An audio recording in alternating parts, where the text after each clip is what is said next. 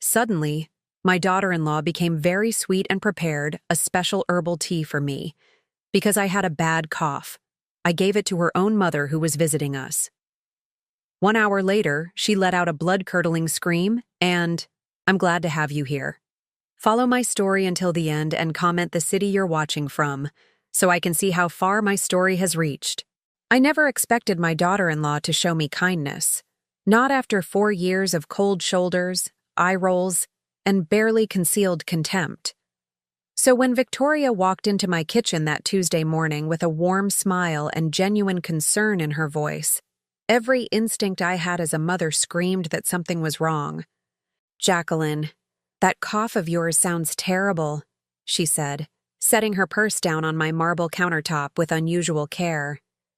"You've been dealing with it for what, 3 weeks now?"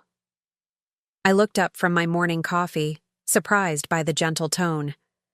Victoria rarely spoke to me directly unless Russell was in the room, and even then her words were measured and polite, but never warm. Today felt different. Too different. "It's just a persistent cold," I replied, trying to keep the suspicion out of my voice. "Nothing serious." Victoria shook her head, her long blonde hair catching the morning sunlight streaming through my east-facing window. "No, this isn't normal. I can hear you coughing from upstairs at night. It's keeping Russell awake, and honestly, I'm worried about you." Worried about me? The words felt foreign coming from her lips. In the 4 years since she'd married my son and moved into our family home, Victoria had never once expressed concern for my well-being. If anything, she'd made it clear that she saw me as an obstacle to her perfect life with Russell. I set down my blue porcelain cup, the one my mother had given me for my wedding 41 years ago, and studied Victoria's face. Her green eyes held what looked like genuine concern, but I'd learned not to trust appearances where my daughter-in-law was concerned. "I've been meaning to see the doctor," I said carefully. "Just haven't found the time." "Actually, I might be able to help you with that cough," Victoria said, moving closer to where I sat at the breakfast table. "My grandmother taught me about herbal remedies when I was growing up.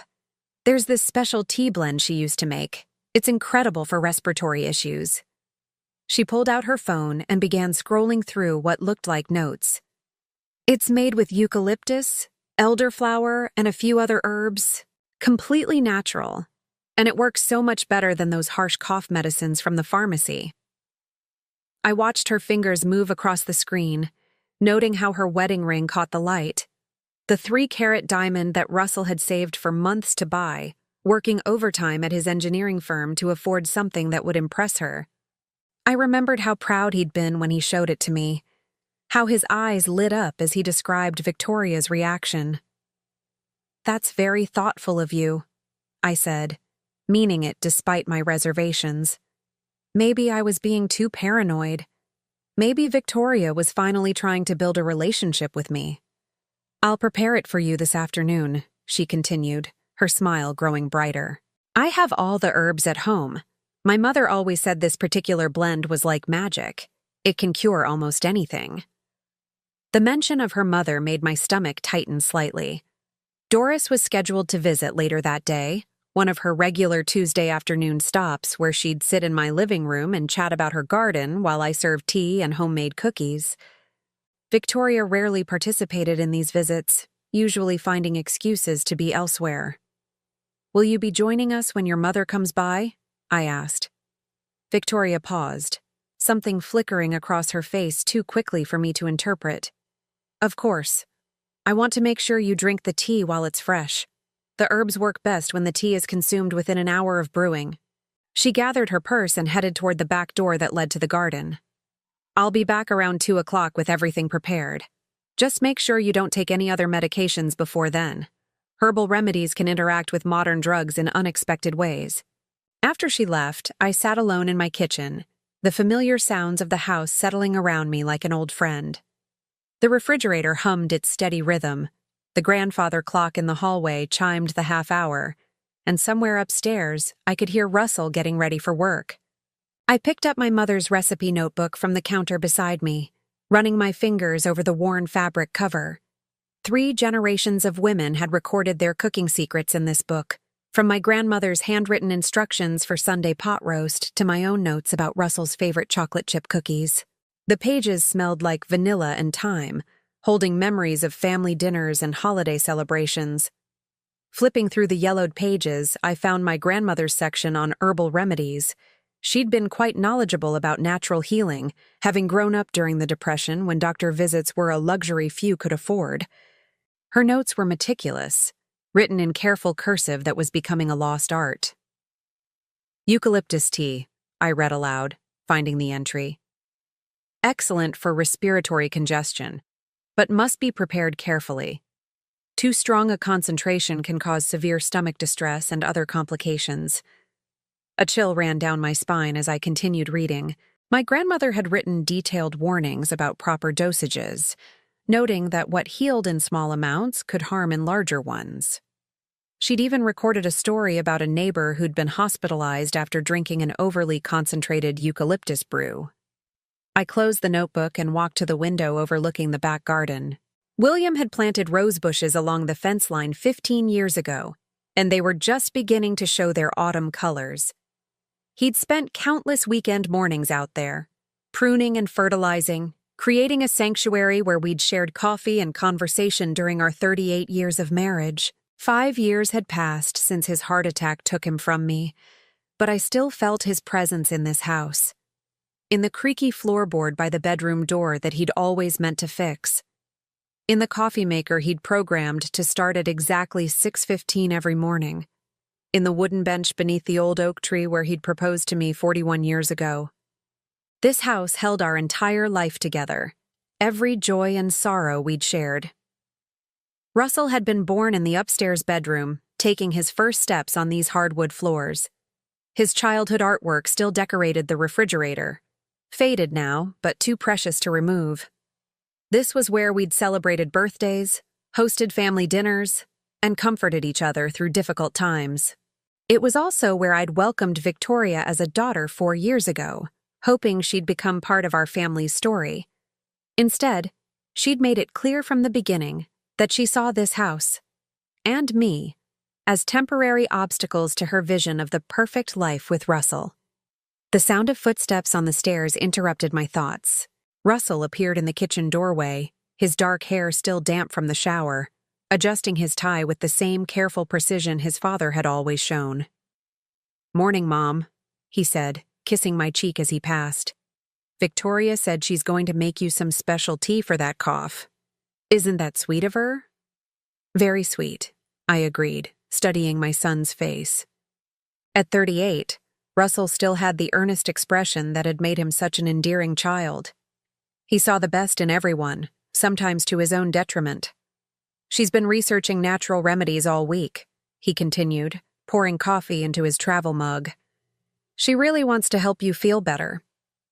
I wanted to believe that. I wanted to think that Victoria's sudden concern was genuine, that maybe she was finally ready to accept me as part of her family.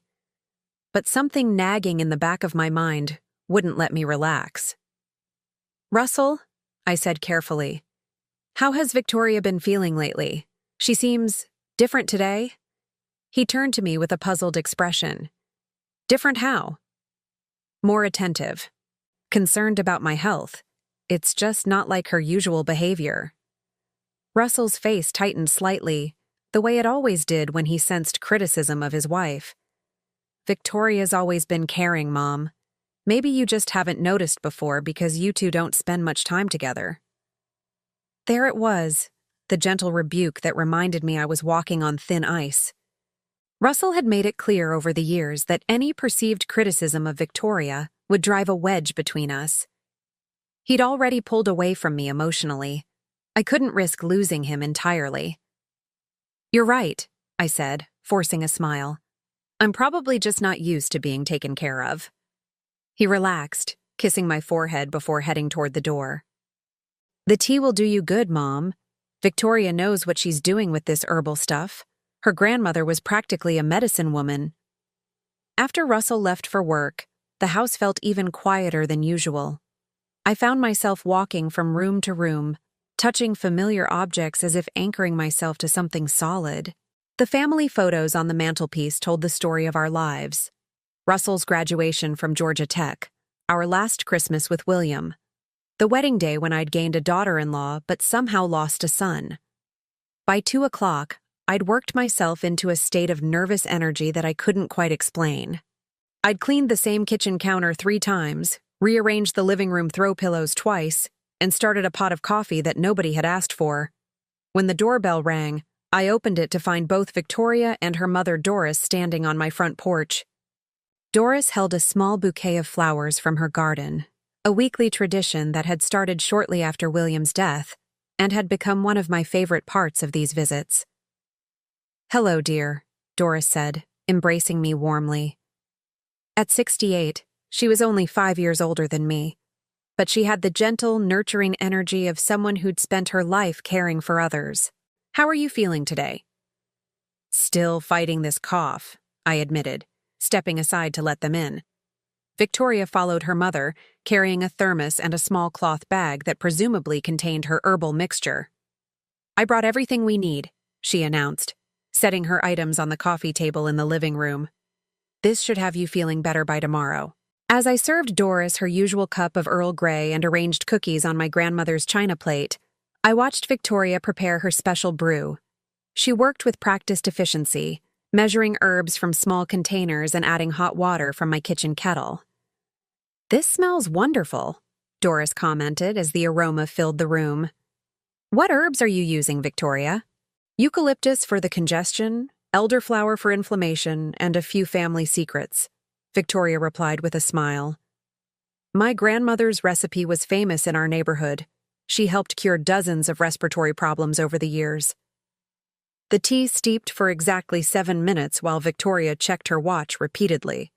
When she finally strained the mixture into one of my blue porcelain cups, the liquid was darker than I'd expected, with an almost medicinal intensity to its fragrance. "Here you go, Jacqueline," Victoria said, presenting the cup with a flourish. "Drink it all while it's hot for maximum effectiveness." I held the cup in my hands, feeling its warmth through the delicate porcelain. Something about Victoria's insistence that I drink it immediately triggered an alarm in my mind that I couldn't ignore. Maybe it was intuition, maybe it was years of reading people as a nurse before I married William, but every instinct I had was telling me to be careful. "Actually," I said, setting the cup down on the side table, "Doris mentioned she's been fighting a cold too. Why don't we share this? There's plenty here." Victoria's face froze for just a fraction of a second, so briefly that if I hadn't been watching carefully, I might have missed it. "Oh no," she said quickly. "I made this specifically for your symptoms. Doris has a different type of cold. This might not work for her." But Doris was already reaching for the cup. "That's so thoughtful, dear. I have been feeling a bit congested lately. A sip certainly wouldn't hurt." Before Victoria could protest further, her mother lifted the cup to her lips and took a generous swallow of the dark liquid. "Goodness, that's quite strong," Doris said, making a slight face. "But it does taste medicinal. I'm sure it will be very effective." Victoria watched her mother drink with an expression I couldn't quite read. There was something in her eyes, panic maybe, that made my decision for me. "You know what, Doris?" I said casually. "Why don't you take the rest of that cup home with you? If it's as effective as Victoria says, it might knock out your cold completely." "Are you sure?" Doris asked, already finishing the last few sips. "Absolutely. Victoria can always make me another batch tomorrow." Victoria nodded stiffly, her earlier warmth replaced by something harder to identify. "Of course. I'll prepare a fresh batch for you tomorrow morning." The 3 of us spent the next hour chatting about Doris's garden, the upcoming autumn festival, and Russell's promotion at work. It was a pleasant enough visit, but I noticed Victoria kept glancing at her mother with an odd intensity, as if waiting for something to happen. Around 4 o'clock, Doris suddenly doubled over in her chair, her face contorting in agony. "Oh, God!" she gasped, clutching her stomach. "Something's wrong. Something's very wrong."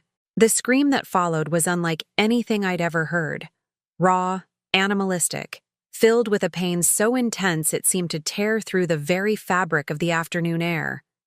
The ambulance sirens faded into the distance, carrying Doris toward Atlanta Regional Hospital while her agonized screams still echoed in my mind. I stood in my living room, staring at the blue porcelain cup that had contained Victoria's healing tea, my hands trembling as the pieces of a horrifying puzzle began falling into place. Victoria paced frantically near the window, her phone pressed to her ear as she tried to reach Russell at work. "She just collapsed," she kept repeating into the phone. "We don't know what happened. Some kind of food poisoning, maybe?" Food poisoning. The lie came so easily from her lips that I wondered how many other lies she'd told over the years that I'd simply accepted because I wanted to believe my son had married a good woman. I picked up the cup, noting how Victoria's eyes darted toward it nervously. The remaining drops of liquid in the bottom had dried to a dark, almost black residue that looked nothing like any herbal tea I'd ever seen. My grandmother's warnings about eucalyptus concentration echoed in my memory, but this seemed like something far more dangerous than an overly strong medicinal brew. "The doctors will figure out what made her sick," I said quietly, watching Victoria's reaction. She stopped pacing and turned to me, her green eyes wide with what appeared to be genuine distress. "I don't understand how this happened. That tea recipe has been in my family for generations. My grandmother made it for everyone in the neighborhood." Tell me about your grandmother," I said, settling into my armchair with forced casualness. "What was her name?" Victoria hesitated, just long enough to make me notice. Margaret Chen. She lived in a small town outside Savannah." The name felt practiced, rehearsed. I made a mental note to research Margaret Chen later, though something told me I wouldn't find much information about this mysterious herbal healer. "And she taught you everything about medicinal herbs?" "Well, not everything," Victoria admitted, her fingers worrying the edge of her sweater. "I've been studying on my own for the past few years. Reading books, researching online. It's become quite a passion of mine. A passion she'd never mentioned in 4 years of living in my house. I thought back through countless family dinners, holiday celebrations, and casual conversations. Victoria had never once discussed herbal medicine, never shown any interest in natural healing, never even kept a garden despite having access to the large backyard that William had maintained with such care. "When did this passion begin?" I asked. "After we got married," she said too quickly. "Russell encouraged me to find a hobby, something to keep me busy during the day." Another lie. Russell had never mentioned Victoria's interest in herbal medicine, and he wasn't the type to keep his wife's hobbies secret. He'd always been proud of Victoria's accomplishments, whether real or imagined, and would have bragged about her healing knowledge if it existed. The front door opened, and Russell burst into the living room, still wearing his work clothes and looking frantic with worry. "How is Doris?" he asked, immediately going to Victoria and pulling her into his arms. "Is she going to be okay?" "The doctors don't know yet," Victoria said, burying her face against his shoulder. She just started screaming and clutching her stomach. It was horrible, Russell. Absolutely horrible. I watched them embrace, noting how Victoria's body language had shifted the moment Russell arrived. Gone was the nervous energy, the darting glances, the hesitation in her voice. Now she was the concerned daughter, the innocent victim of a terrible accident. "What did the paramedics say?" Russell asked, stroking Victoria's hair with gentle fingers. "They thought it might be food poisoning or some kind of allergic reaction," I answered when Victoria remained silent. "They asked what she'd eaten and drunk today." Russell's eyes met mine over Victoria's head.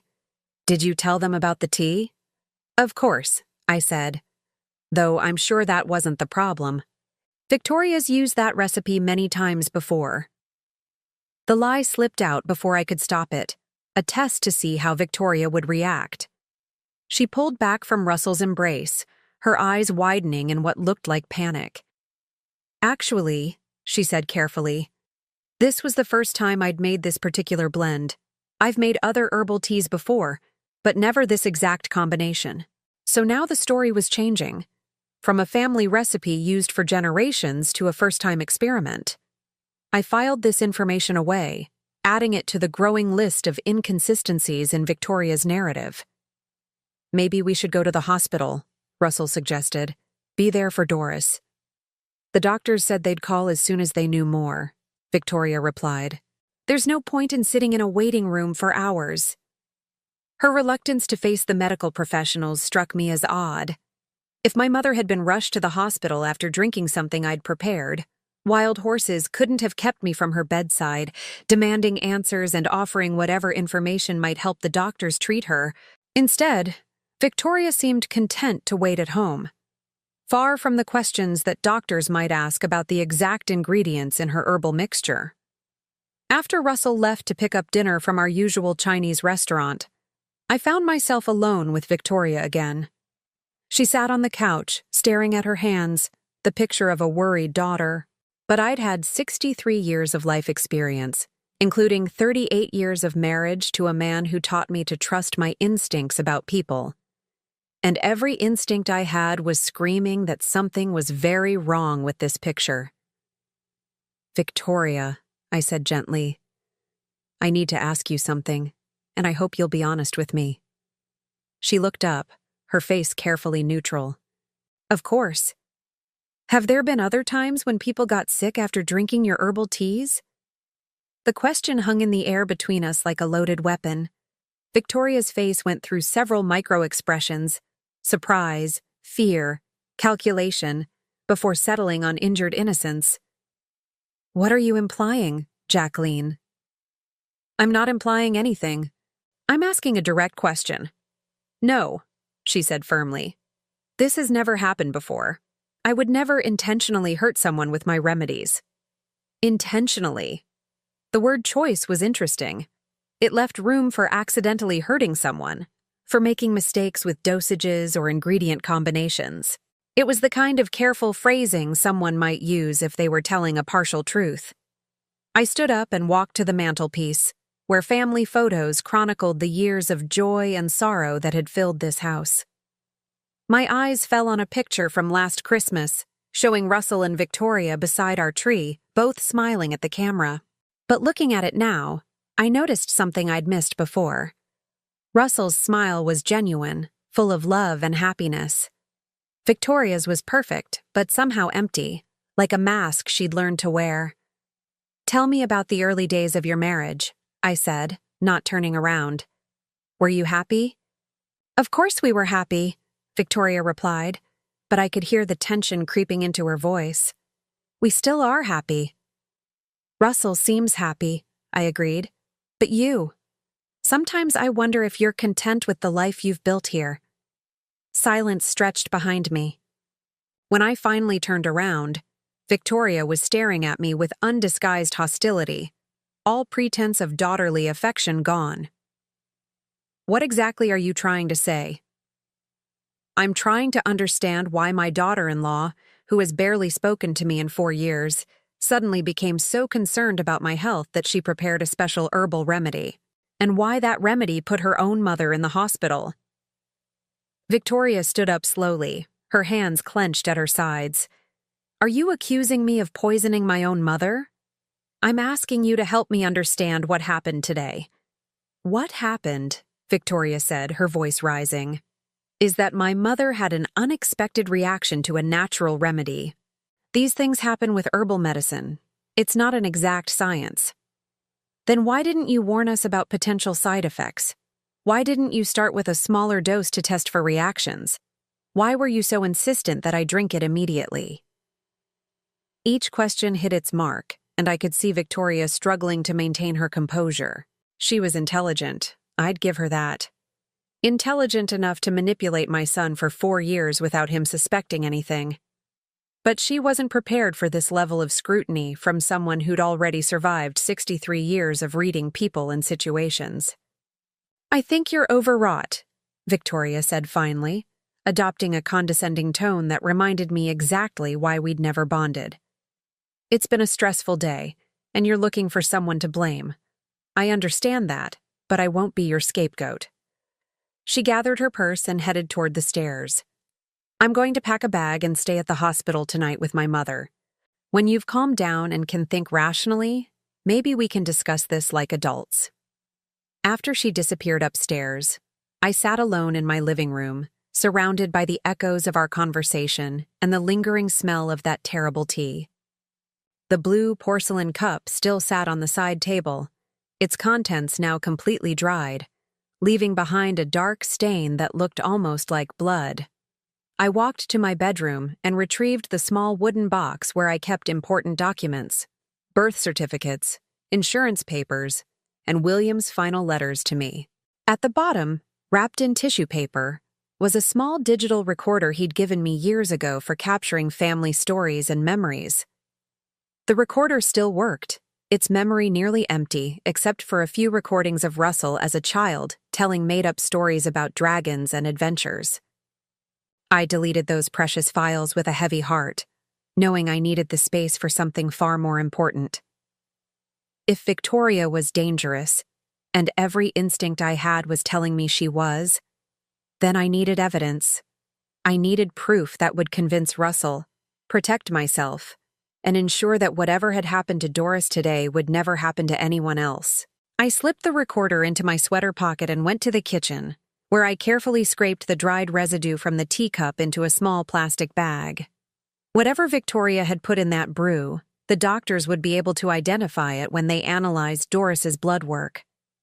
The sound of Victoria's footsteps on the stairs made me quickly hide the bag in my jewelry box upstairs. When she came back down carrying an overnight case, I was sitting innocently in my chair, hands folded in my lap. "I'll call you when I know more about Mom's condition," she said, not meeting my eyes. "Victoria," I called as she reached the door. "I hope Doris recovers quickly, and I hope we can figure out what went wrong with that tea recipe." She paused without turning around. "Sometimes old remedies don't work the way we expect them to. Maybe it's better to stick with modern medicine." After she left, I called Russell to let him know where Victoria had gone. He was relieved that she was with her mother, proud of her dedication as a daughter. The irony wasn't lost on me. He was praising his wife for rushing to the bedside of the woman she might have poisoned. That night, I lay awake, listening to the familiar sounds of the house settling around me. The grandfather clock chimed every hour, marking time in a rhythm that had comforted me since William and I first moved into this house 41 years ago. But tonight, those sounds felt different, ominous somehow, as if the house itself was warning me of danger. Around 3 a.m, I heard a car door slam in the driveway. Through my bedroom window, I watched Victoria's sedan pull away from the curb and disappear into the darkness. She hadn't stayed at the hospital after all.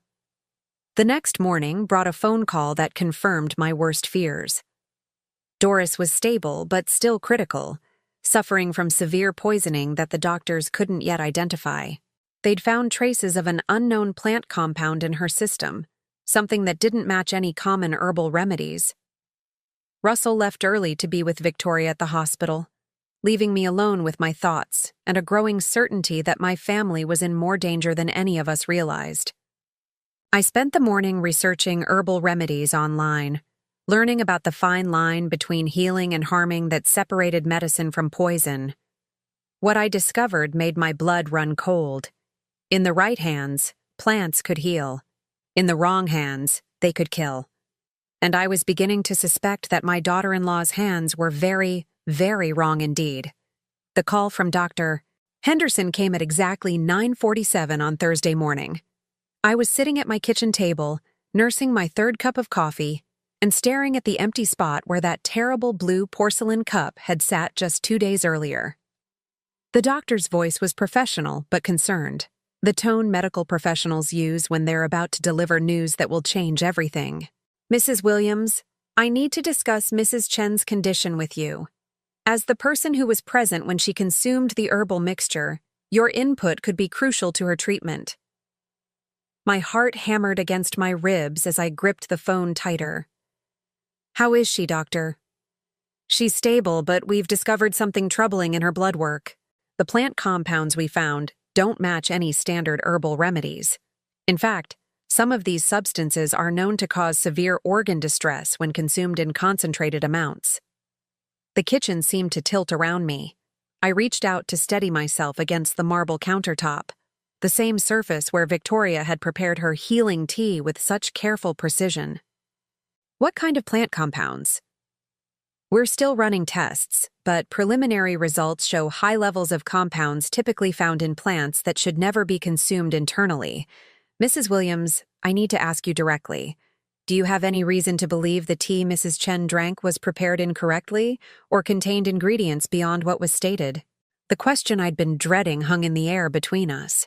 If I voiced my suspicions about Victoria, there would be no taking it back. But if I stayed silent and someone else got hurt. Doctor, I think you should speak with my daughter-in-law, Victoria Chen. She prepared the mixture and I'm concerned there may have been errors in the preparation. A pause. We've been trying to reach Mrs. Chen since yesterday. She hasn't returned our calls. Do you know how we can contact her? My blood turned to ice. Victoria hadn't been returning the doctor's calls. The woman whose mother was fighting for her life in intensive care was avoiding the medical professionals who could provide answers and potentially save Doris. She should be at the hospital with her mother, I said slowly. Mrs. Williams, Victoria Chen hasn't been to the hospital since Tuesday night. The nursing staff says she left around 11 p.m. and hasn't been back. After I hung up, I sat in stunned silence, trying to process what I'd just learned. Victoria had lied to Russell about staying at the hospital. She'd disappeared for 2 days while her mother fought for her life. And she was actively avoiding the doctors who needed information to treat Doris. The sound of Russell's key in the front door made me quickly compose myself. He walked into the kitchen looking exhausted, his usually neat appearance disheveled from what I assumed had been sleepless nights at the hospital. "How's Doris?" I asked, though I dreaded the answer. Russell slumped into the chair across from me, running his hands through his hair. "Not good, Mom. The doctors can't figure out what's wrong with her. They keep asking about that tea Victoria made, wanting to know the exact ingredients. But Victoria's been so upset she can barely talk about it. So that was the story Victoria was telling, that she was too distraught to provide medical information that could save her mother's life." "Where is Victoria now?" I asked carefully. "At her friend Sarah's house. She couldn't handle being at the hospital anymore, seeing her mom like that. Sarah's been taking care of her since yesterday." Another lie, but this one told with Russell's complete belief in its truth. My son's trusting nature, which had always been one of his most endearing qualities, was being used against him by the woman he'd married. "Russell, has Victoria ever mentioned studying herbal medicine before this week?" He looked at me with tired eyes. "Not specifically, but she's always been interested in natural health. She reads a lot of books about alternative medicine." "What books?" "I don't know, Mom.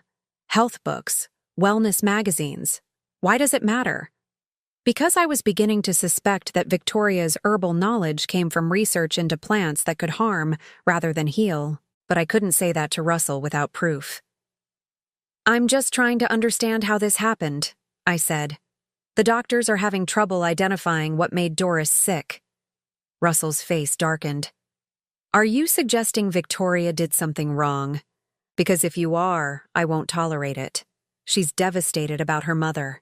The last thing she needs is accusations from my family." The protective anger in his voice reminded me of conversations we'd had throughout his marriage. Any question about Victoria's behavior was met with immediate defensiveness, as if I were attacking her rather than trying to understand her. "I'm not accusing anyone of anything," I said quietly. "I just want Doris to get better." After Russell left to return to work, I found myself alone with thoughts that grew darker by the hour. I kept remembering Victoria's insistence that I drink the tea immediately, her panic when Doris consumed it instead, and her strange absence from the hospital where her mother lay, fighting for her life. I walked upstairs to the guest room where Victoria and Russell had been living since their marriage. It felt wrong to invade their privacy, but my growing fear for my own safety overrode my reservations about snooping. The room was neat, almost sterile, with few personal touches beyond Victoria's extensive collection of skincare products and designer clothes. I searched through her dresser drawers and nightstand, finding nothing more suspicious than credit card bills showing expensive purchases that seemed beyond what Russell's engineering salary could support. But in the back corner of her closet, hidden behind a hanging organizer, I found a small wooden box that made my heart stop. Inside were dozens of small glass vials, each labeled with handwritten names I didn't recognize. The labels were in Victoria's careful script: oleander extract, foxglove concentrate, castor bean preparation. Below each name were numbers that looked like dosages and dates that went back over 2 years. My hands trembled as I photographed each vial with my phone, not fully understanding what I was looking at, but knowing instinctively that these weren't healing herbs. The names sounded ominous, dangerous, like something from a witch's brew rather than a grandmother's remedy chest. At the bottom of the box was a leather notebook filled with Victoria's handwriting. As I flipped through the pages, my horror grew with each entry. Subject showing improved compliance after low-dose treatment. Increased fatigue and confusion noted. Will continue regimen. Target experiencing persistent respiratory symptoms. Time to escalate to final phase. New obstacle requires different approach. Traditional methods too slow. The clinical language, the references to subjects and targets, the careful documentation of symptoms. This wasn't the journal of someone studying herbal healing. This was the record-keeping of someone conducting systematic harm.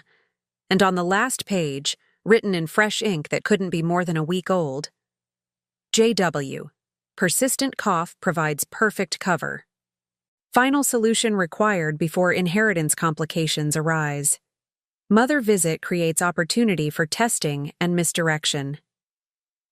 JW. My initials. Jacqueline Williams. I was the target. The realization hit me like a physical blow, and I had to grip the closet door frame to keep from falling. Victoria hadn't been trying to heal my cough. She'd been trying to kill me. The persistent respiratory symptoms weren't from a cold. They were from whatever she'd been giving me gradually over the past weeks. And Doris, sweet, innocent Doris, had nearly died because she'd accidentally consumed what was meant to be my final dose. With shaking hands, I photographed every page of the notebook, then carefully replaced everything exactly as I'd found it.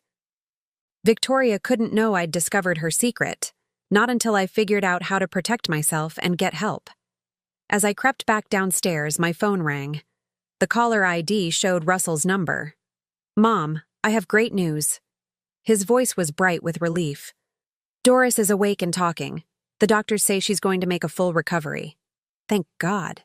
Whatever Victoria had intended to do to me, at least her mother would survive the misdirected attempt. "That's wonderful, Russell. Is Victoria with her?" "She's on her way to the hospital now.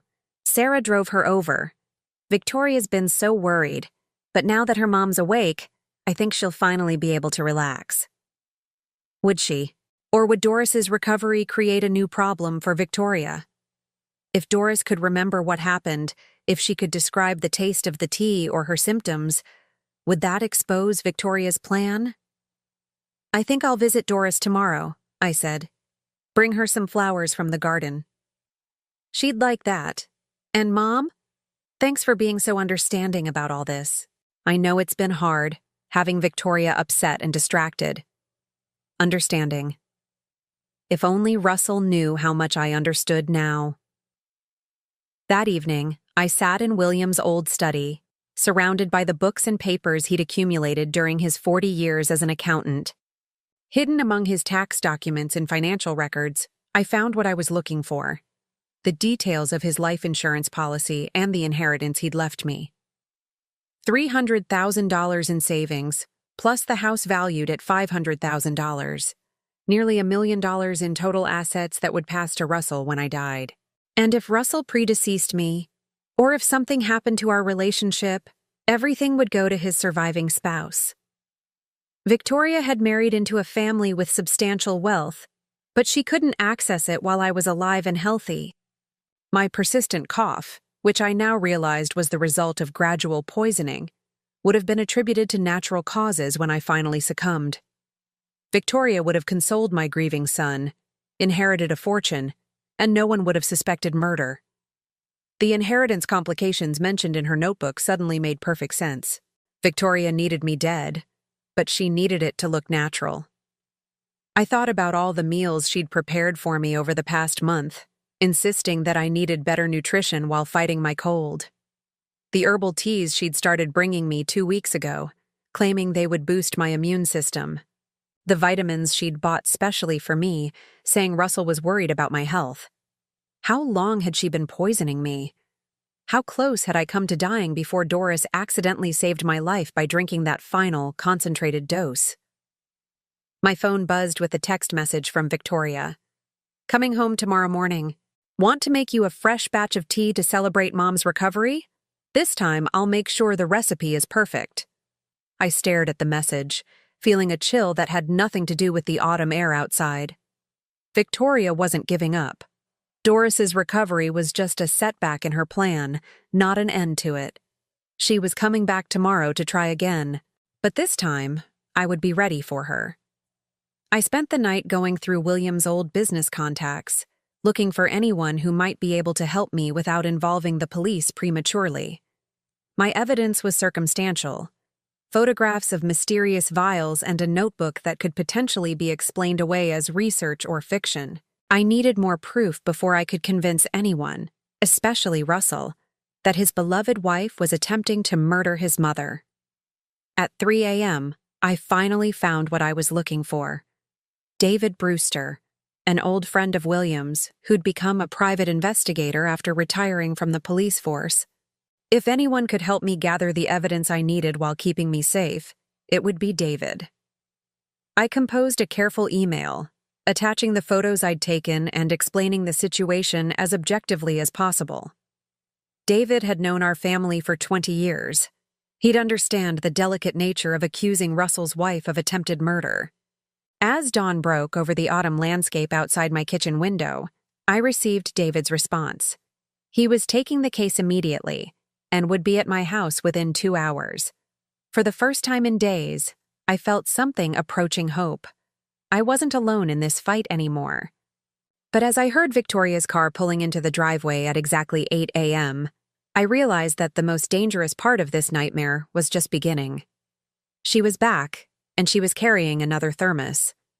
Victoria stood in my kitchen doorway with that same false smile she'd worn 3 days ago, the thermos clutched in her hands like a weapon disguised as kindness. Behind her, Russell carried grocery bags, his face bright with the relief of someone who believed his family's crisis was finally over.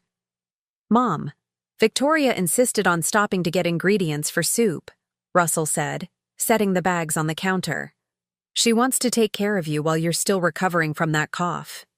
I watched Victoria unpack the groceries with practiced efficiency: organic vegetables, free-range chicken, and several small packages I didn't recognize. Her movements were deliberate, controlled, the actions of someone following a carefully planned script. "That's very thoughtful," I managed, my voice steady despite the terror coursing through my veins. "How's your cough today?" Victoria asked, turning to face me with those green eyes that I now knew held nothing but calculation behind their apparent concern. "Much better, actually. I think it might finally be clearing up on its own." Something flickered across her face: disappointment, frustration, before the mask of caring daughter-in-law slipped back into place. "That's wonderful, but we shouldn't take any chances. I brought a different herbal blend today, something gentler than what I made for Mom. I've learned from that mistake." Mistake. As if nearly killing her own mother was simply an error in judgment rather than a deliberate attempt to murder me. Russell kissed my forehead before heading toward the stairs. "I'm going to shower and change, then head back to work. The promotion meeting I've been preparing for is this afternoon, and I can't reschedule again." The promotion meeting. Russell had been working toward this advancement for months, staying late every night and bringing work home on weekends. It was scheduled for today at 2 p.m., which meant he'd be gone for hours. Victoria had timed her return perfectly, waiting until she could have me alone without interruption. Don't worry about anything here, Victoria told Russell sweetly. I'll take good care of your mother. After Russell disappeared upstairs, the kitchen fell silent except for the familiar hum of the refrigerator and the tick of the grandfather clock in the hallway. Victoria began unpacking her thermos and arranging small containers of what appeared to be dried herbs on my countertop. This blend is much milder, she said without looking at me. Chamomile, honey, and just a touch of eucalyptus. Nothing that could cause the kind of reaction Mom had. I forced myself to move normally, putting away the groceries while secretly observing every detail of Victoria's preparation. She worked with the same careful precision as before, measuring each ingredient and checking her phone for what appeared to be specific timing instructions. Victoria, I said carefully, I've been thinking about what happened to your mother. Have you considered that maybe herbal medicine isn't as safe as we thought? She paused in her measuring, just for a fraction of a second. What do you mean? Well, even natural remedies can be dangerous if they're not prepared correctly. Maybe it would be safer to stick with conventional medicine. Oh, I don't think that's necessary, Victoria replied, her voice taking on a slight edge. I've done extensive research since Mom's accident. I know exactly what went wrong and how to prevent it from happening again. Extensive research. I wondered if that research had taken place in the past 3 days or over the past 2 years, documented in the leather notebook I'd found in her closet. Still, I pressed, wouldn't you feel terrible if someone else got hurt because of another mistake? Victoria's hands stilled completely. When she turned to face me, her expression was no longer that of a concerned daughter-in-law. It was cold, calculating, and utterly without remorse. Are you trying to tell me something, Jacqueline? The question hung between us like a challenge. This was the moment of truth. Did I confront her directly or continue pretending ignorance while gathering more evidence? I'm just concerned, I said, choosing the safer path for now. Your mother nearly died. I'd hate for anything like that to happen again. Yes, Victoria said slowly. It would be terrible if anyone else got hurt because of herbal medicine. But her eyes were saying something entirely different.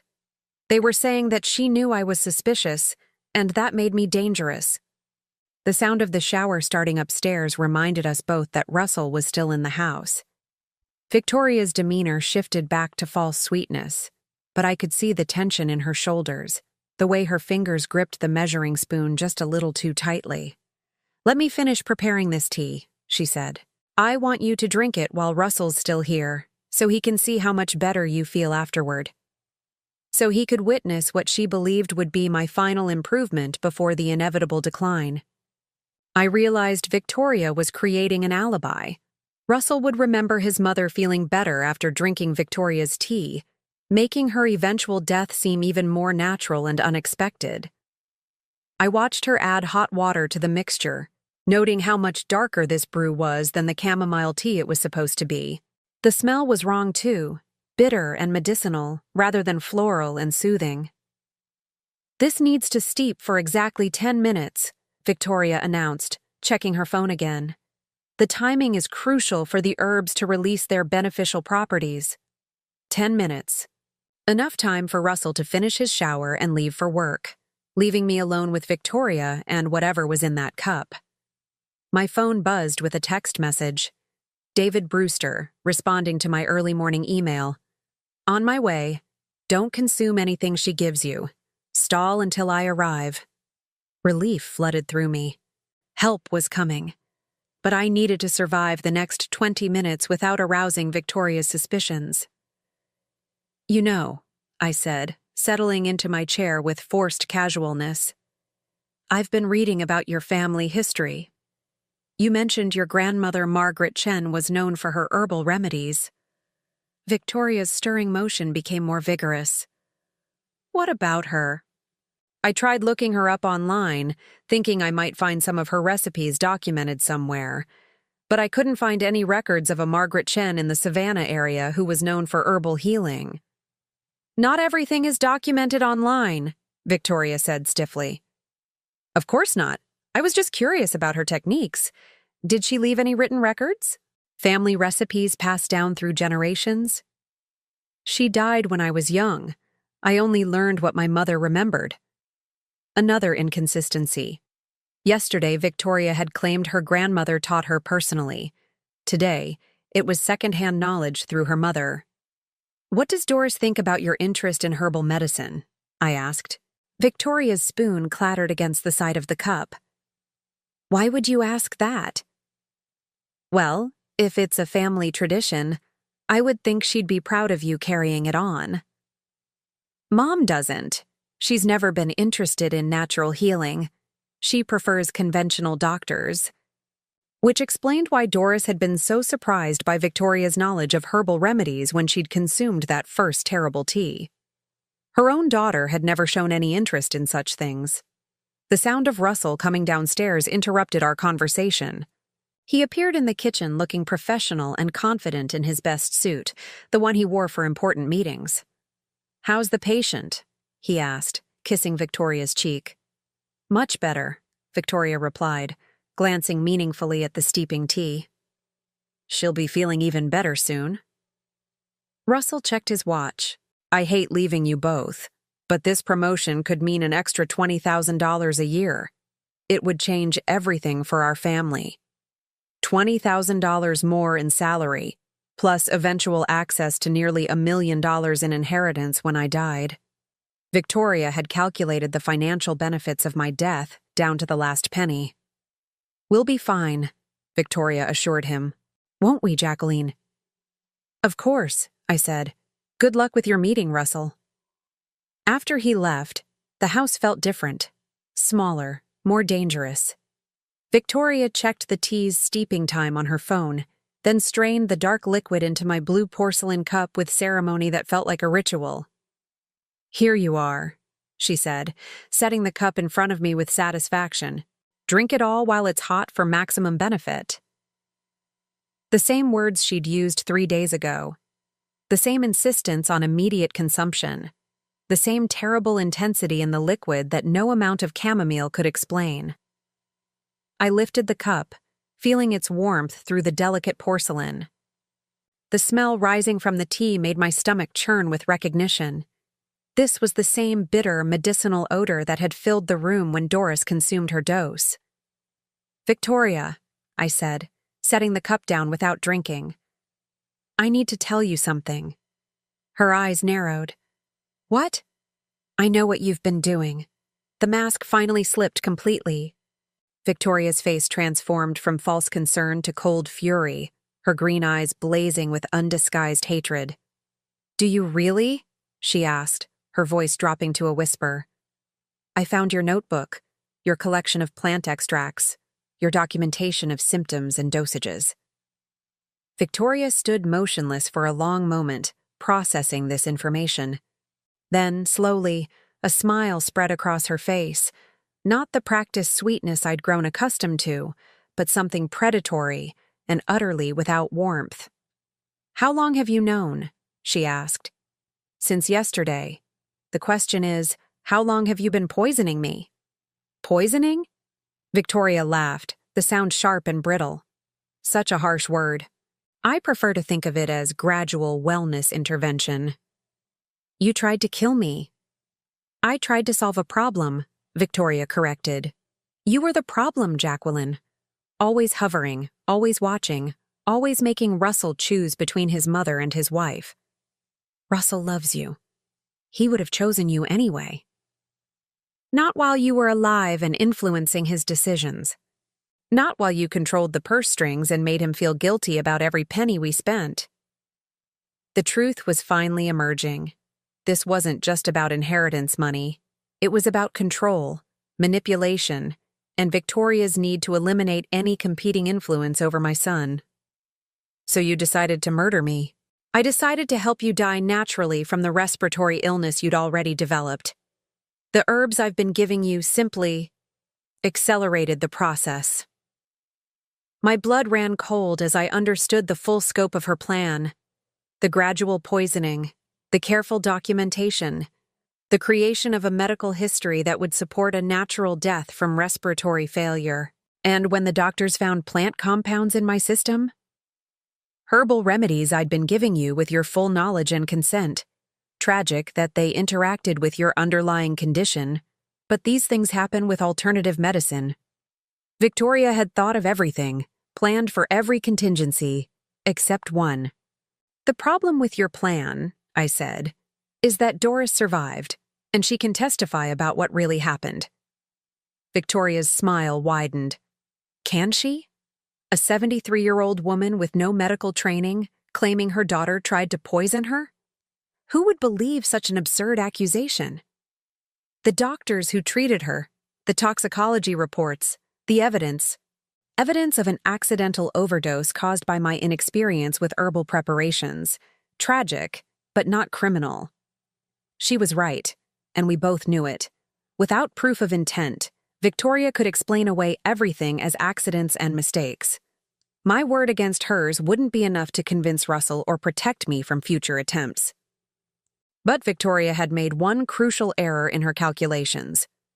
She'd assumed I was as isolated and helpless as she'd tried to make me. The doorbell rang. Victoria frowned, glancing toward the front of the house. Are you expecting someone? Actually, yes, I said, standing up slowly. I am. As I walked toward the front door, I could hear Victoria behind me, her voice sharp with sudden panic. Who did you call? What did you tell them? I opened the door to find David Brewster, exactly as I'd remembered him, tall, silver-haired, with the alert eyes of someone who'd spent 30 years in law enforcement. Behind him stood a woman in a white coat carrying what appeared to be testing equipment.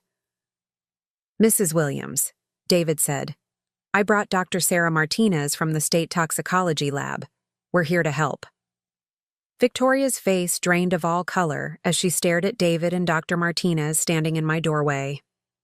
For the first time since I'd known her, my daughter-in-law looked genuinely afraid, her carefully constructed facade cracking like ice under pressure. Jacqueline, what is this? She asked, her voice barely above a whisper. This is justice, I replied, stepping aside to let David and Dr. Martinez enter. David, thank you for coming so quickly. David Brewster moved with the quiet confidence of a man who'd handled thousands of dangerous situations during his 30 years with the Atlanta Police Department. His eyes swept the room, taking in every detail. The thermos on the counter, the steaming cup of tea, Victoria's defensive posture near the kitchen sink. Mrs. Chen, he said politely, I'm David Brewster, a private investigator. This is Dr. Martinez from the State Toxicology Laboratory. We'd like to ask you some questions about the herbal remedies you've been preparing. I don't have to answer anything, Victoria said, but her voice lacked conviction. This is harassment. Doctor. Martinez stepped forward, her professional demeanor calm but authoritative. Mrs. Chen, we're not here to harass you. We're investigating reports of accidental herb misidentification that may have caused serious illness. We're hoping you can help us understand what happened. The word accidental was carefully chosen, I realized. They were giving Victoria a way to explain her actions without immediately admitting to attempted murder. It was a smart approach. Let her think she could still control the narrative. My mother had an allergic reaction, Victoria said stiffly. It was an accident. I would never intentionally hurt anyone. Of course not, David agreed smoothly. We're sure it was unintentional. That's why we need to examine the herbs you've been using, to make sure no one else gets accidentally hurt. Victoria glanced toward the stairs, probably calculating whether Russell might return early from his meeting. I don't have any herbs here. I used everything up. What about the tea you just prepared for Mrs. Williams? Doctor, Martinez asked, nodding toward the steaming cup on the table. Could we test that to make sure it's safe? It's just chamomile, Victoria protested, but she moved protectively closer to the cup. Then you won't mind if we verify that, David said. Just to be thorough. I watched this careful dance between law enforcement and my daughter-in-law, marveling at how David and Dr. Martinez were handling the situation. They weren't accusing Victoria of anything criminal yet, but they were systematically eliminating her escape routes. Actually, I interjected, there might be other samples we could test. Victoria, didn't you say you keep your herbs in the guest room? Victoria's eyes widened with panic. She was realizing that I knew about her hidden collection, that her secret laboratory had been discovered. I don't know what you're talking about, she said, but her voice was shaking now. David looked between us, reading the subtext immediately. Mrs. Williams, would you mind showing us this guest room? As we all moved toward the stairs, Victoria suddenly bolted for the back door. But David was faster, moving with surprising speed for a man in his 60s and blocking her path before she could reach the garden. Mrs. Chen, running away doesn't look good, he said gently. Why don't we all sit down and discuss this calmly?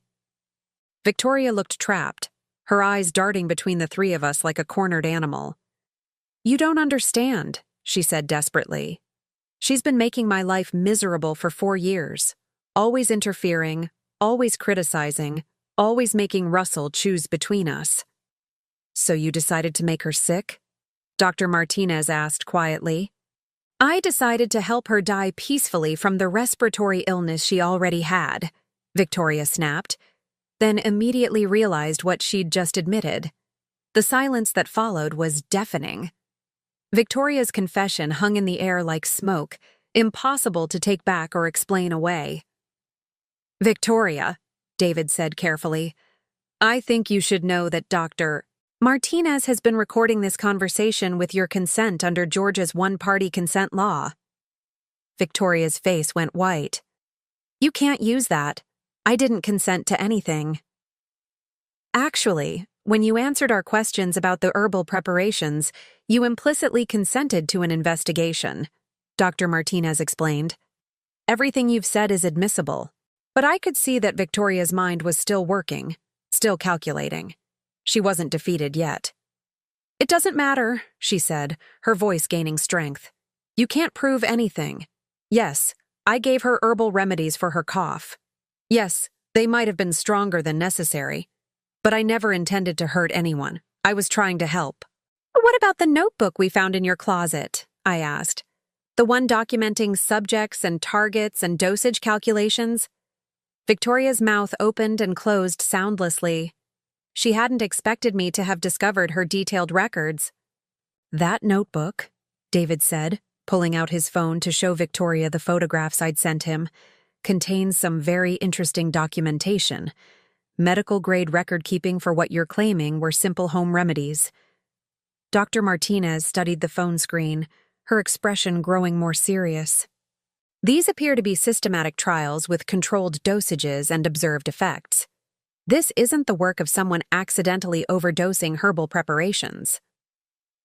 The handwriting analysis alone will be enough for a conviction, David added.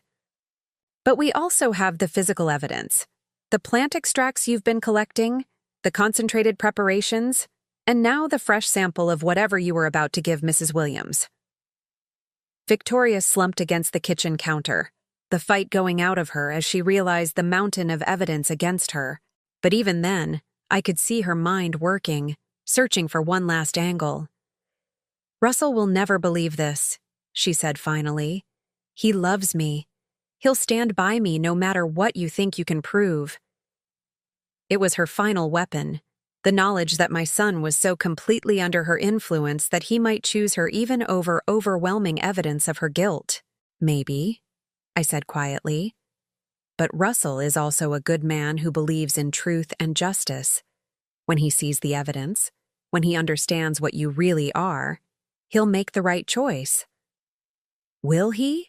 Victoria laughed bitterly. Russell hasn't made a decision without checking with me first in 4 years. I've trained him well. The casual cruelty in those words, the admission that she'd systematically manipulated my son's independence and judgment, made my heart ache. How had I failed to see what was happening to Russell? How had I let this woman isolate him so completely? Mrs. Chen, Dr. Martinez said, we're going to need you to come with us for formal questioning. You have the right to remain silent and to have an attorney present.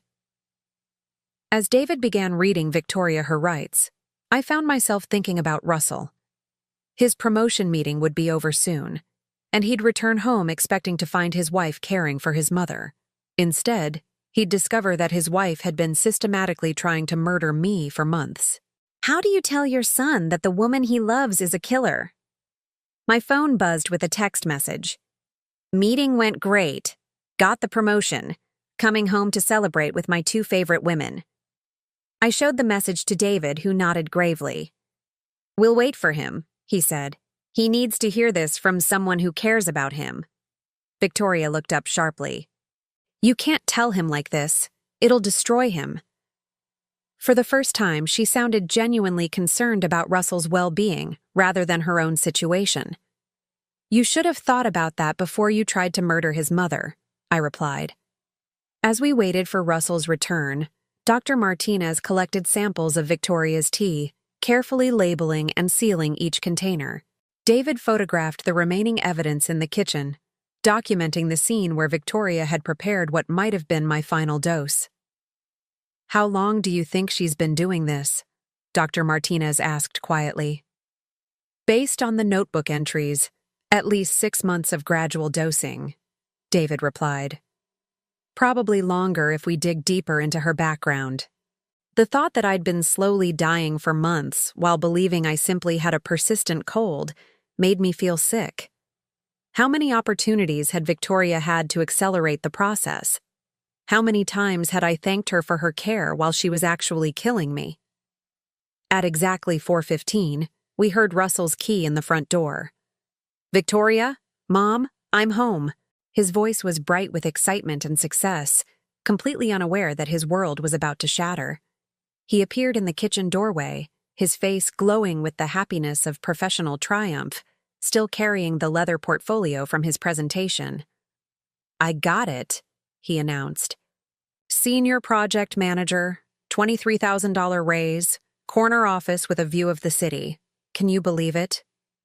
Then he noticed David and Dr. Martinez, and his expression shifted to confusion.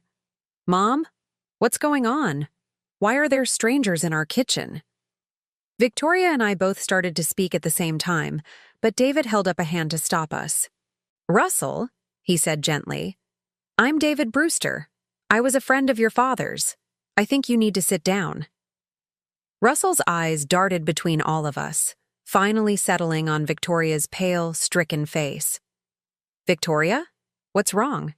Is it your mother? Your mother is fine, Dr. Martinez said carefully.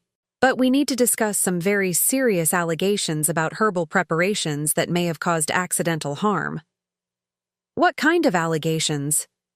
David pulled out his phone, showing Russell the photographs of Victoria's hidden laboratory. Your wife has been systematically administering concentrated plant extracts to your mother, documenting the effects like a medical experiment. Russell stared at the screen, his face cycling through confusion, disbelief, and growing horror. That's impossible, he said finally. Victoria's been helping Mom with her cough. She's been taking care of her. Russell, I said gently, Victoria hasn't been trying to heal my cough. She's been causing it. No. Russell shook his head violently. No, that's insane. Victoria loves this family. She would never hurt anyone. Victoria finally spoke, her voice small and defeated. Russell, I can explain everything. Lane. Then explain it, he said, turning to face his wife with desperate hope in his eyes. Tell them they're wrong. Tell them this is all a misunderstanding. Victoria looked at him for a long moment, and I saw something flicker across her face. Maybe love, maybe regret, maybe just the recognition that her game was finally over. I can't, she whispered, because they're not wrong. The sound Russell made was barely human, a broken cry that seemed to come from the depths of his soul. He staggered backward, gripping the doorframe for support. Why? He asked, his voice cracking. Why would you do this? Victoria's mask slipped away completely, revealing the cold calculation beneath. Because she was in our way. Because as long as she was alive and healthy, we'd never really be free to live our own lives. So you tried to kill her? I tried to help her die naturally from an illness she already had. Russell looked between Victoria and me, his face a map of devastation. How long? He asked. 6 months of gradual treatment, Victoria admitted. Maybe longer. 6 months. Russell's voice was flat, emotionless. For 6 months, you've been poisoning my mother while I thought you were taking care of her. Russell, please. Don't. He held up a hand, his expression harder than I'd ever seen it. Just don't. He turned to David. What happens now? Now Mrs. Chen comes with us for formal questioning. There will be charges filed, probably attempted murder in the first degree. Russell nodded slowly, like a man accepting a terminal diagnosis. Victoria, he said without looking at her, I want you out of this house. Tonight. Forever. Russell, please, I love you. We can work through this. You tried to murder my mother. His voice was steady now, filled with quiet finality. There's no working through that. As David and Dr. Martinez led Victoria toward the door, she turned back one last time. You'll regret this, she said, but whether she was talking to Russell or me, I couldn't tell. After they left, Russell and I sat in silence in my kitchen, surrounded by the remnants of Victoria's final attempt. The thermos she'd brought, the untouched cup of tea that might have killed me, the evidence of 4 years of deception and manipulation. I'm sorry, Mom, Russell said finally. I'm so sorry I didn't see what was happening. You couldn't have known, I replied, though part of me wondered if that was really true. I should have protected you. Instead, I brought a killer into our home. We sat together as darkness fell outside, 2 survivors of a war we hadn't even known was being fought. The house felt different now, cleaner somehow, as if Victoria's departure had lifted a poison from the very air. But I knew our healing was just beginning. 3 months later, I stood in my kitchen on a crisp January morning, making tea in the same blue porcelain cup that had once held Victoria's deadly concoction. But this time it was filled with simple chamomile from tea bags bought at the grocery store. Nothing more dangerous than flowers dried in a factory and sealed in paper packets. The morning light streaming through my east window felt different now, cleaner somehow, without the shadow of impending death hanging over my daily routine. My cough had completely disappeared within 2 weeks of Victoria's arrest, confirming what Dr. Martinez's tests had revealed. I'd been slowly dying from systematic plant extract poisoning for 8 months, not 6, as Victoria had admitted. 8 months of gradual weakening disguised as caring attention from a devoted daughter-in-law. The doorbell interrupted my thoughts. Russell stood on my front porch, holding a box of pastries from the bakery downtown and looking healthier than he had in years. The stress lines around his eyes had faded, and he'd regained the 15 pounds he'd lost during his marriage. Weight loss I'd attributed to work pressure, but now realized was probably the result of Victoria controlling his diet as carefully as she'd controlled everything else in his life. "Morning, Mom," he said, kissing my cheek as he set the pastries on my counter. "How are you feeling today?" It was a question he asked every time we spoke now, still processing the horror of how close he'd come to losing me without ever realizing I was in danger. "Strong," I replied honestly. "Stronger every day." Russell nodded, pouring himself coffee from the pot I'd prepared. We'd developed new routines over the past 3 months, rebuilding our relationship without Victoria's manipulation, creating distance between us. He visited every morning before work now, and we had dinner together twice a week. Simple rituals that reminded us both what family was supposed to feel like. "Any word on the trial date?" I asked. Russell's expression darkened slightly. "David called yesterday. Victoria's lawyer is still trying to negotiate a plea bargain, but the prosecutor isn't budging. They want attempted murder in the first degree, 15 to 20 years. How do you feel about that?" Russell was quiet for a long moment, staring into his coffee cup. "I feel like it's not enough," he said finally. 20 years for trying to murder my mother? For systematically poisoning you while making me believe she was taking care of you? It feels like she should spend the rest of her life in prison." The anger in his voice was still fresh, still raw. Russell was dealing with layers of betrayal that went far beyond the attempted murder. Victoria had stolen 4 years of his life, isolated him from friends and family, controlled his finances, his social interactions, even his relationship with me. He was discovering that almost every aspect of his marriage had been a carefully orchestrated manipulation. "She'll be 60 when she gets out," I pointed out. "That's most of her adult life gone." "Not enough," Russell repeated, "but I suppose it's justice." We ate breakfast in comfortable silence, a luxury I'd learned not to take for granted. During Victoria's reign, even our rare family meals had been tense affairs, filled with subtle criticisms and passive-aggressive comments designed to create distance between Russell and me. "I have something to tell you," Russell said as he prepared to leave for work. "I've been seeing someone." My heart skipped with surprise and, I had to admit, a flutter of anxiety. "Oh?" "Her name is Sarah. She's a nurse at the hospital where Doris was treated. We met during one of my visits to check on Doris's recovery." "How long have you been seeing her?" "About 6 weeks. I wanted to tell you sooner, but—" He trailed off, and I could see the uncertainty in his eyes. "But you were worried about my reaction," I finished for him. Russell nodded. After everything with Victoria, I wanted to be sure about my judgment. I wanted to make sure I wasn't making the same mistakes again. I studied my son's face, noting the way it softened when he talked about this new woman. There was none of the desperate intensity that had characterized his relationship with Victoria, none of the obsessive devotion that had blinded him to her true nature. "Tell me about her," I said. Russell's smile was genuine, warm, completely different from the practiced happiness he'd worn during his marriage. "She's kind, really kind, not performing kindness. She volunteers at a homeless shelter on weekends, and she's been taking care of her elderly father since her mother died 2 years ago." "Sounds like someone who understands the value of family." "That's what I thought. And Mom, she wants to meet you. Not because she has to, not because I'm pressuring her, but because she says she can't really know me without knowing the person who raised me."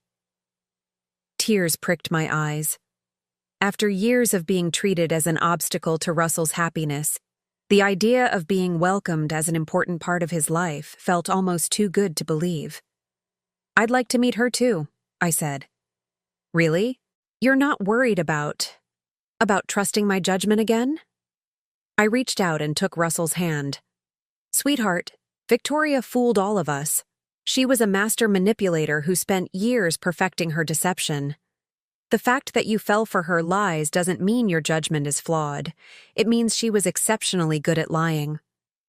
"But what if I'm wrong again? What if I'm just seeing what I want to see?" "Then we'll figure it out together. But Russell, you can't live your life afraid to love again because one person betrayed your trust." After Russell left for work, I found myself thinking about Doris Chen, the innocent woman who'd nearly died because she'd accidentally consumed what was meant to be my death sentence. She'd made a full recovery, thank God, but the experience had shattered her faith in her own daughter. Doris and I had become unlikely friends over the past 3 months, bonding over our shared experience of Victoria's deception. She visited every Tuesday, the same day she used to visit when Victoria lived here. But now we talked honestly about the warning signs we'd both missed, the small cruelties we'd dismissed as personality quirks. "I keep thinking about all the times she seemed annoyed when I called," Doris had told me just last week. "How she'd sigh when I asked about her day, or make excuses when I wanted to visit. I thought she was just busy with married life. But now I wonder if she saw me as an obstacle too. We'd both had to accept that we'd loved a person who didn't really exist. The Victoria we'd known had been a carefully constructed facade, designed to hide someone capable of cold-blooded calculation and systematic cruelty." Around noon, David Brewster called with an update on the investigation.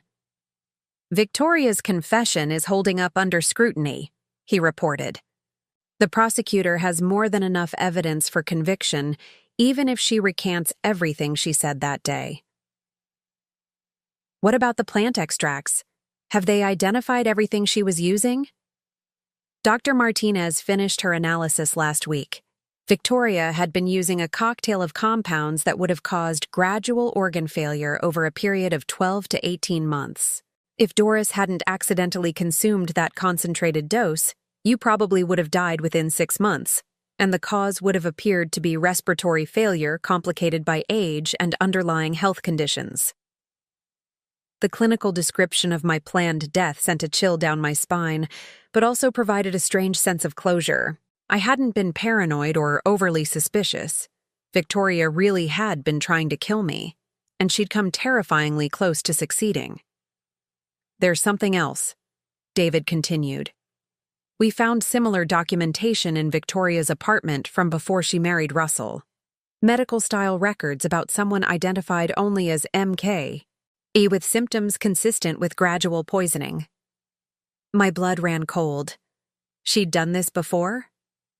It looks that way. The dates suggest this happened about 6 years ago, right before Victoria moved to Atlanta and met Russell. We're working with police in her previous city to see if there were any unexplained deaths that match the timeline. The possibility that Victoria was a serial killer rather than a desperate woman who'd made a terrible decision changed everything. This wasn't about inheritance, money, or family dynamics. This was about a predator who targeted vulnerable people for systematic elimination. Have you told Russell about this? Not yet. I wanted to confirm the details first. But yes, he'll need to know. The prosecution may want to introduce evidence of a pattern of behavior. After hanging up, I sat in my living room surrounded by family photos that told the story of my life before Victoria entered it.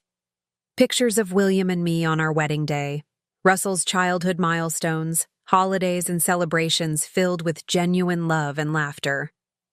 Victoria had tried to make herself part of that story, but now I could see that she'd never really been family. She'd been a parasite, feeding off our love and trust while planning our destruction. The afternoon brought an unexpected visitor. Through my front window, I saw Sarah climbing the porch steps, carrying a bouquet of winter flowers and looking nervous but determined. I opened the door to find a woman in her mid-30s with kind brown eyes and the practical demeanor of someone accustomed to caring for others. She was pretty in an understated way, with none of Victoria's calculated glamour, and she looked at me with genuine warmth rather than practiced charm. Mrs. Williams? I'm Sarah Martinez. Well, Sarah Collins, actually. Dr. Martinez is my sister. The connection clicked immediately. You're Russell's Sarah. I am. I hope you don't mind me dropping by unannounced, but I was in the neighborhood visiting a patient, and Russell mentioned you might like these flowers from our garden. She held out the bouquet, simple winter blooms that had been carefully arranged with obvious affection rather than professional expertise. They're beautiful, I said, stepping aside to let her in. Would you like some tea? Actually, Sarah said with a small smile, I was hoping you'd say that. Russell told me you make the best tea in Atlanta.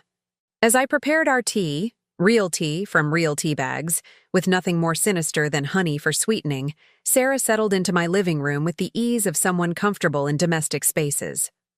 Russell talks about you constantly, she said, accepting the cup I offered. He's still processing everything that happened, but he lights up whenever he mentions time you've spent together since Victoria. He seems happier, I observed, more like the person he used to be before he got married. Sarah nodded thoughtfully. He's told me about the isolation, how Victoria gradually separated him from friends and family. It's amazing how manipulative people can make their victims grateful for the very control that's destroying them. Her insight surprised me. You sound like you have experience with that kind of situation. My first marriage, Sarah admitted.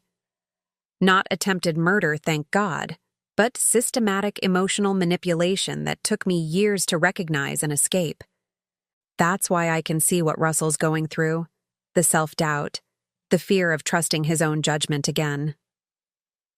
We talked for 2 hours, and I found myself genuinely enjoying Sarah's company in a way I'd never enjoyed Victoria's. Sarah asked questions about my life, my interests, my memories of Russell's childhood, not because she was gathering information for manipulation, but because she was genuinely interested in understanding the family she might become part of. "I have a confession," Sarah said as she prepared to leave. "I was terrified to meet you." "Why?" "Because Russell loves you so much, and I was afraid you'd see through me the way you eventually saw through Victoria." I laughed, surprising myself with the sound. "Sarah, if I could see through Victoria, she would never have gotten close to killing me. The truth is, I'm a terrible judge of character when people are determined to deceive me. But you figured it out eventually." Eventually. After she'd been poisoning me for 8 months and nearly killed her own mother. Sarah's expression grew serious. "Russell told me about the guilt he's carrying, how he feels responsible for bringing danger into your life. He's not responsible for Victoria's choices. I know that, and you know that, but Russell needs to forgive himself before he can fully move forward." The wisdom in her words reminded me why Russell had fallen for this woman. Sarah understood healing, understood the patience required to rebuild trust and self-confidence after betrayal. As she gathered her things to leave, Sarah hesitated at the door. "Mrs. Williams, I want you to know something. If Russell and I do build a future together, I'll never try to come between him and his family. I've seen what that kind of manipulation does to people, and I would never want to be responsible for causing that kind of pain." After Sarah left, I sat in my kitchen as evening shadows grew long across the floor. The house felt peaceful, filled with the promise of new beginnings rather than the threat of impending doom. My phone buzzed with a text from Russell. "Sarah said she had a wonderful time meeting you. Thank you for being open to getting to know her." I typed back, "She's lovely. Bring her to dinner Sunday." Within minutes, he responded, "Really? Are you sure?" "I'm sure. It's time to start building new memories." As I prepared for bed that night, I thought about the journey that had brought me to this moment of peace. Victoria's attempt to destroy our family had ultimately made it stronger. Russell and I had found our way back to each other, Doris had become a true friend, and now there was the possibility of new love and new family connections. Victoria herself had become nothing more than a cautionary tale, a reminder that evil sometimes wears a beautiful mask, but always reveals its true nature eventually. The last thing I did before turning off my bedroom light was to check the locks on all my doors and windows. Not because I was afraid, but because I'd learned the value of protecting what matters most. I was alive, I was free, and I was finally, truly safe. Tomorrow would bring new possibilities, new chances for happiness, new opportunities to love and be loved without fear. Victoria had tried to write the ending of my story, but she'd failed. The best chapters were still ahead of me. Now I'm curious about you who listened to my story. What would you do if you were in my place? Have you ever been through something similar? Comment below, and meanwhile, I'm leaving on the final screen 2 other stories that are channel favorites, and they will definitely surprise you. Thank you for watching until here. For watching until here. For watching until here. For watching until here. For watching until here. For watching until here. For watching